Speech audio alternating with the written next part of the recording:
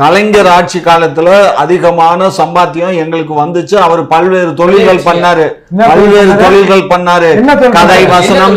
கதை வசனம் direction production எல்லாமே பண்ணாங்க.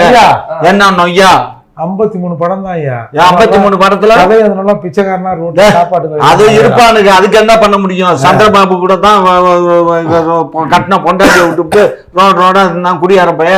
இங்க பாருங்க ஒரு விஷயம், இவ்வளவு கோடி சம்பாதிச்சாருன்னா அவரு அங்க பாரு கண்ணு, அவரு கதை வசனம் எழுதும் போது அவருக்கு பணம் வந்து இங்க பாரு, மத்தவன் எல்லாம் 150 சம்பளம் வாங்கும் போது அவருக்கு 5000 சம்பளம். 5000 வச்சு இப்ப 5000 கோடி சம்பாதிச்சு. இப்போ 5000 அன்னைக்கு 5000னா இன்னைக்கு அது 50 லட்சம். கதை வசனம் எழுதுனால ஏசியாவில 3வது பணக்காரன் ஆயிடலாமா ஐயா? பேச நம்ம எழுத போயிடுவோமா? ஆனா ஒண்ணு நமக்கு அந்த மாதிரி டபுள் மீனிங் எழுத வராது. பயங்கரமா எழுதுவாரு ஐயா. அது எப்படி கதை எழுதி ஆசியாவிலே 3வது பணக்காரன்? இது ஒரு பெரிய கதைங்க. இங்க பாரு, அதான் பெரிய கதைன்றாங்க.